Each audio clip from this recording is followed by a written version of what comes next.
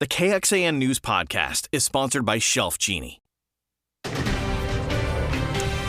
are heading to the U.S.-Mexico border. The concerns over an influx of migrants when COVID restrictions end in just a few days. And daily rain chances start up soon. Your first warning forecast is coming up. Plus, the fight against fentanyl continues on a national level. Find you and hold you accountable for your crimes.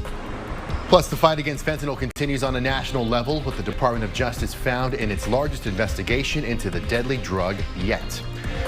But first, the issue of transgender rights brings new conflict at the Texas Capitol. Thanks so much for joining us this evening. I'm Daniel Marin.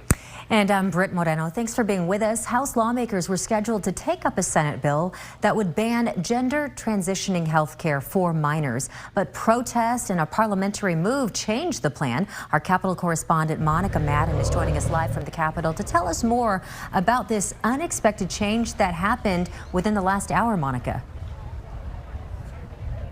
Hi, Britt. Well, right as the debate on Senate Bill 14 started, a Democratic representative raised a point of order, which is a parliamentarian type of move that they use to block legislation from moving. Now, while lawmakers were sorting out through this, these protesters behind me started chanting in opposition in the House gallery floor and eventually got kicked out, which is why they're here outside right now instead of inside. Their vocalness in the House gallery led Speaker Dade Phelan to ask the Sergeant of Arms to clear the House gallery, and we saw some protesters forced out of the hallway, then outside of the House chamber, and eventually DPS troopers cleared the protesters out of the Capitol altogether to where they are here now. So again, as this parliamentary move to block the Senate bill from actually getting a debate push the bill to being debated at a further time, there's still a lot of concerns about when this bill does eventually get debated and if it will pass. LGBTQ advocates clashing with a religious group in the Rotunda Tuesday. Both groups work to get their message across on this politically charged topic. Dallas dad Frank Gonzalez admits it's not an easy decision for parents to get to this point. Allowing his daughter Libby to transition was a hard choice. The more that I learned, the more that I saw her thrive, I knew that we were on the right path. And now I see my daughter, who is her wonderful self. But now Gonzalez worries if the House passes Senate Bill 14, Libby will be physically and mentally harmed. Don't want it to go back to the time before where she was struggling. The bill would prohibit children from getting procedures or treatments used for gender transitioning, like puberty-inhibiting drugs, hormone therapy, and surgical interventions. So I believe this really is the right thing to do for Texas kids. I am 100% convinced of that.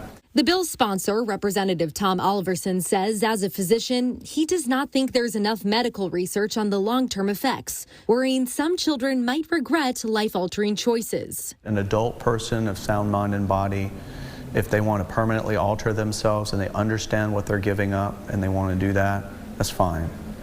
But I don't think that an 11-year-old or a 12-year-old or even a 15-year-old is in a position to make a decision like that. If the House votes yes, Gonzalez's family faces another tough choice. We could flee. We don't want to, because community is important to us. Now, as for what's next for Senate Bill 14, that's still pretty unclear for this group and everyone else who wants to know what's going to happen to that bill. State Representative Dustin Burrows, who chairs the Calendars Committee, they decide when these bills go to the House floor. He tweeted that Senate Bill 14 will be debated later this week. We haven't heard any further details about when exactly that will be. Britt, Daniel. All right, Monica, thank you very much. And going in depth on this, just yesterday, Oklahoma's governor signed into law a bill banning all irreversible gender transition surgeries and hormone therapies for children under the age of 18. Now, penalties for healthcare workers who break the law include felony charges, having their medical license revoked, and opening themselves up to lawsuits from parents or civil guardians. Now take a look at this map from the Human Rights Campaign Foundation. The states you see there in red have passed laws or policies that ban gender-affirming care under the age of 18. Nearly 30% of transgender youth live in those states.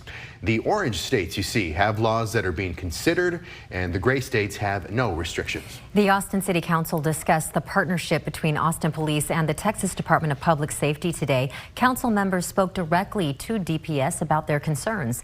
The discussion at the council's weekly work session was just days after data revealed minorities are among the most arrested for misdemeanors since that partnership began.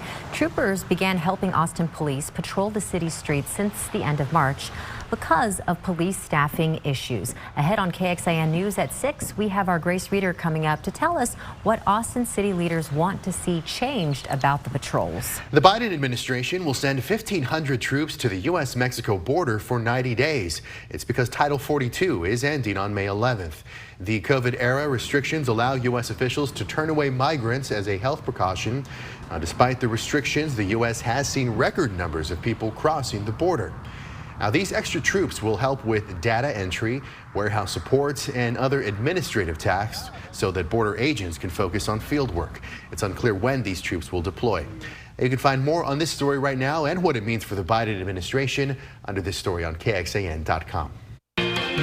First warning weather with Chief Meteorologist David Yeomans. Well, it's another warm, dry start to May this evening. Clouds have been a little more abundant, but they are slowly starting to break up in the hill country. You've seen a couple little spots of green here. No rain actually reaching the ground, even in our surrounding counties. Just a bit of a gray but warm and humid afternoon out there. The Rock and Dirt Yard cam live in Buda under overcast skies. Temperatures comfortable at 77. Back in Austin, it's 80 degrees, 80s as well in Dripping Springs and Marble Falls. A little warmer with more breaks of sun in the central and western hill country. Coming up in your forecast, dry weather continues for one more day, but after that, we are tracking a weather pattern change. The update on Thursday evening's severe weather threat and just how much rain falls even after Thursday. That's next in your forecast. All right, David, thank you very much. Today, the Biden administration announced the results of its efforts to target fentanyl and opioid traffickers on the dark web. And this latest crackdown spanned 3 continents in an effort to stop fentanyl from entering the United States. NBC's Alice Barr tells us about the hundreds of arrests investigators have made.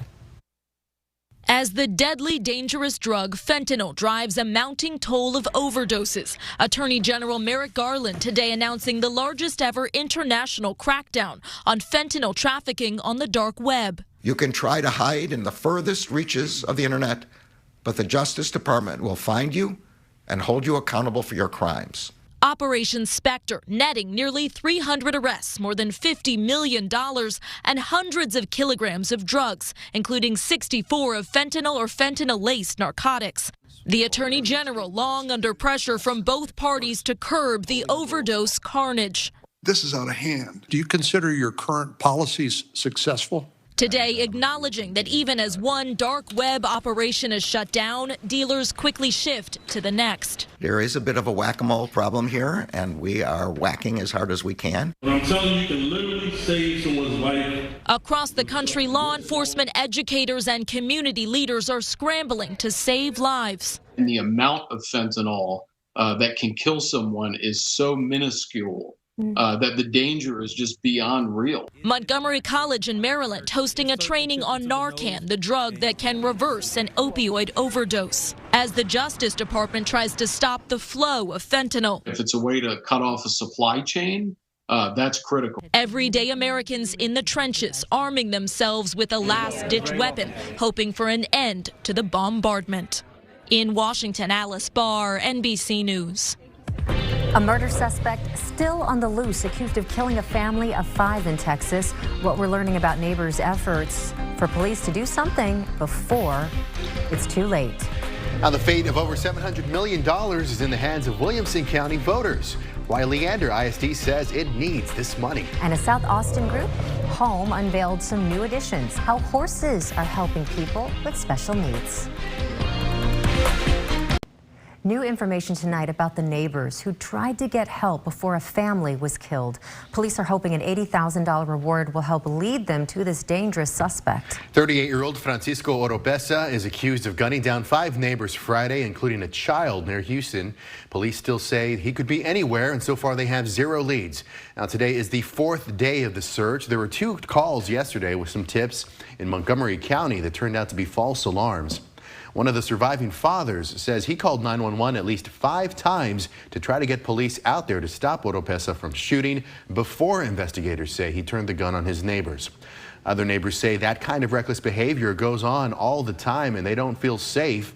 But some say they've never known Oropesa to be violent. We've rode horses forever in this neighborhood. And usually everybody that rides horses gets together at least every once in a while and just rides. I've never seen him get violent or mean. I mean, he's got 2 children. The victims are from Honduras. News Nation reports the government there is trying to return their bodies so they can be laid to rest. ICE confirms Oropesa is from Mexico and has been deported 4 times from 2009 and 2016. For the first time, a state is allowing medically assisted suicide for people who don't live there. The concerns about it becoming a tourist destination. And plenty of clouds today, but not much rain. No measurable rain today at Camp Mabry as we continue a little deficit so far in 2023. But some help is on the way. We've got a change in the weather pattern coming up. This KXAN News podcast is brought to you by Shelf Genie. I'm Rosie Newberry from KXAN Studio 512. Considering replacing your kitchen cabinets? Struggling to find or reach things? Go to shelfgenie.com/Austin. Shelf Genie designs custom pull-out shelves for your existing cabinets, adding convenience and value to the most used room in your home. Shelf Genie custom pull-out shelves, everything in reach. Well, the clock is ticking. Early voting ends in just under 2 hours, and voter turnout, well, it's still low. Only about 5% of registered voters in Travis County have turned in a ballot compared to 4% in Williamson County, 3.7% in Hayes County. And if you're a Williamson County voter and you're about to head out the door to vote, here's something that's on the ballot. It's Leander ISD's bond. $763 million are on the line. KXAN's Mercedes Hernandez spoke with the district to find out what improvements that big price tag would bring and why some say this sounds a little familiar. I'm outside of Baghdad Elementary. It's just one of several Leander ISD campuses that would be updated if this bond package is passed. There are 3 props, A, B, and C. A is the most expensive at nearly $700 million. The district says that money would be used to raise campus safety measures to TEA standards with things like better fencing, cameras, and more secure entryways. It would also modernize schools like Baghdad Elementary and build 2 new elementary schools, as well as to accommodate growth, especially in the northwest part of the district. Some of these features listed in this bond package have been on the ballot before, but those failed to pass in November 2021. When you look at the projects in 21 that did not pass, now we're looking at campuses in a situation that we are right now, where we're looking at maintenance and renovations that should have taken place 2 or 3 years ago, and now we're just sort of trying to keep up with that maintenance schedule that we have here in the district. The district says its bond committee decided to bring those items back despite their earlier failure. Now, that committee was made up of 150 community members. In Leander, Mercedes Hernandez, KXAN News. And taking a closer look at 2 other props, B and C, on the Leander ISD proposal. Prop B costs just under $51 million and focuses on replacing student and staff devices and giving the district some tech upgrades. Prop C is nearly $14 million, and that would renovate the district's 2 performing arts centers, giving them better lighting, sound, floors, and seats. Now, Leander isn't the only district with bond measures on the May ballot. Hutto, Jarrell, and Liberty Hill ISDs all have bond measures to be voted on as well. Almost all of them include upgrades to school buildings, technology, and, of course, security. Remember, KXAN is your local election headquarters. Head to our website for everything you need to know before casting your ballot tonight or this Saturday on Election Day.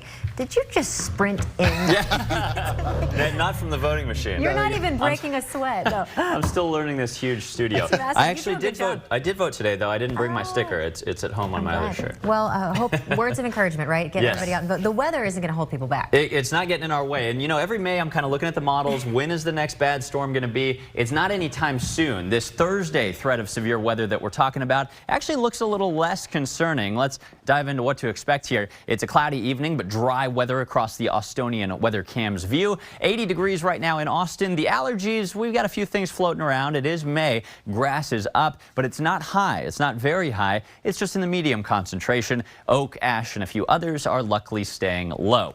You see some storms firing out here from the Big Bend up toward Moriarty, New Mexico. Those will try to come our way, but fall apart quickly later this evening before they do.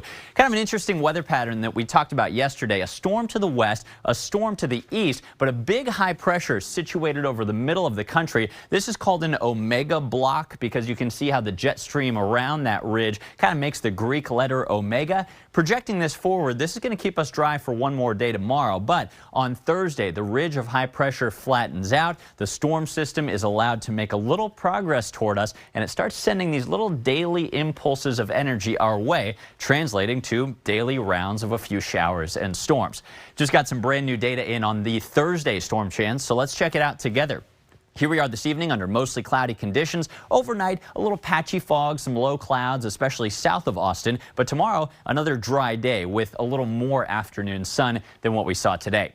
On Thursday, more widespread morning stratus clouds and fog, maybe a little mist and drizzle here and there. The late day storm chance, though, looks a little bit lower for most of us than it did yesterday. Here we are at 8 p.m., a couple strong to severe storms possibly making it into the western hill country. Again, this is not tomorrow, this is Thursday, but look what happens after that. This broken line of storms tries to make it into Austin, but it largely fails in doing so. A few more in the hill country are impacted through 9 and 10 p.m., but they may not make it to the metro or our eastern communities. With this said, our models are pretty widely divided on how this goes down, so we have dropped your rain chance a little bit, but I want you to stay tuned for updates just in case.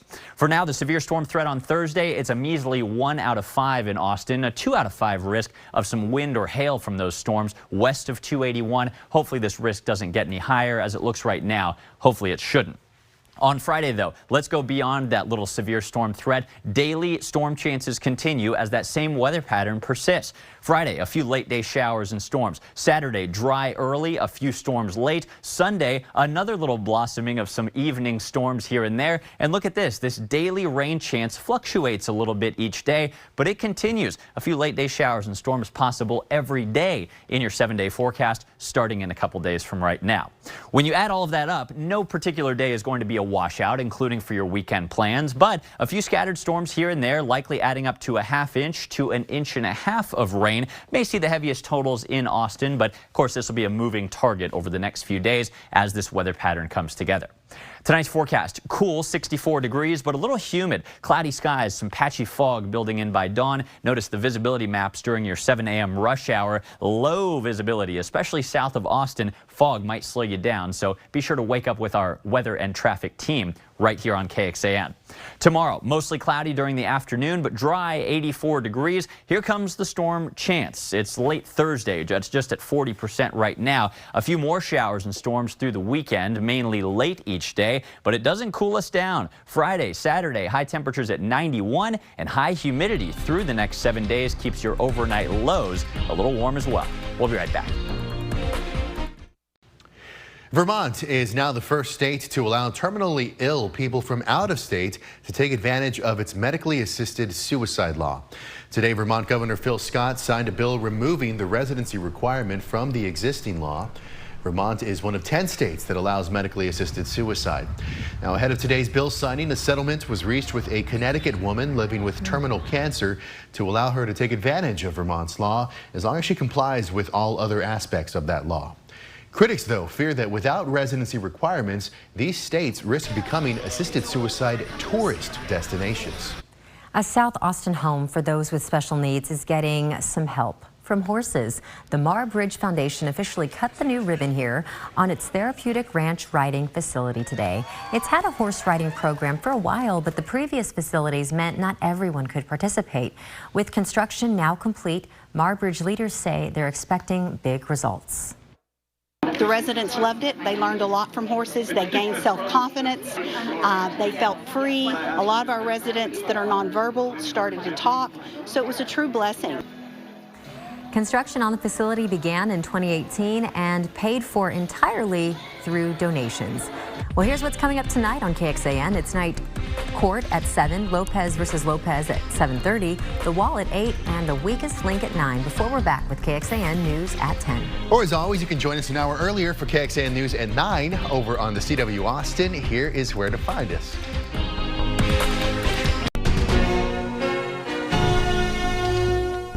Thanks for listening to KXAN News Nightly. You can also listen to KXAN News Today every morning for more in-depth coverage of what matters most to you.